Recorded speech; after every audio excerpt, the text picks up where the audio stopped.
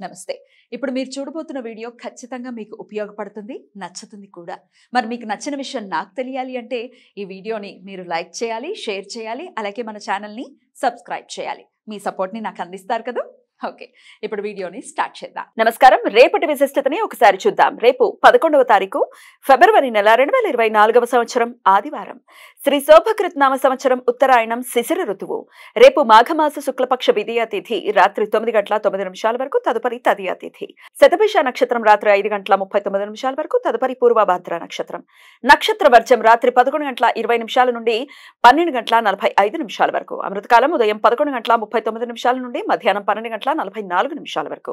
హైదరాబాద్ ప్రాంతం వారికి సూర్యోదయం ఉదయం 6:45 సూర్యాస్తమయం సాయంత్రం 6:16 చంద్రోదయం ఉదయం 7:52 చంద్రాస్తమయం సాయంత్రం 7:52 అభిజిత్ ముహూర్తం మధ్యాహ్నం 12:07 నుండి 12:54 వరకు. దుర్ముహూర్తం సాయంత్రం 4:44 నుండి 5:30 వరకు. రాహుకాలం సాయంత్రం 4:50 నుండి 6:16 వరకు. గుళిక కాలం మధ్యాహ్నం 3:23 నుండి సాయంత్రం 4:50 వరకు. యమగండ కాలం మధ్యాహ్నం 12:31 నుండి 1:57 వరకు. ఆదివారం విదియా తిథి ఉత్తరాభాద్ర నక్షత్ర కలయిక ఉండటంతో త్రిపుష్కర యోగం రేపు సాయంత్రం 5:39 నుండి రాత్రి 9:09 వరకు ఉంటుంది.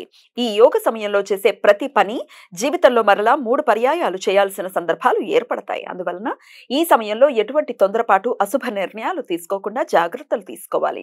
ఈ సమయంలో బంగారం, వెండి, వజ్రాలు, స్థిరాస్తులు, వాహనాలు కొనుగోలు చేయడానికి అనుకూలం. కానీ ఈ సమయంలో న్యాయ చట్టపరమైన చర్యలు తీసుకోవటానికి, చిన్న చిన్న అనారోగ్య లక్షణాలకు ఆసుపత్రిలో చేరటానికి, అప్పుల గురించి ప్రయత్నాలు చేయడానికి అనుకూలం కాదు. ఈ సమాచారాన్ని మనకు అందించిన వారు మేడికొండూరు విశ్వనాథ్ ప్రసాద్ గారు. ఆయనకు కృతజ్ఞతల్ని తెలియజేస్తూ నారాయణ స్మరణతో సమస్త సన్మంగళాని భవంతు. నమస్కారం.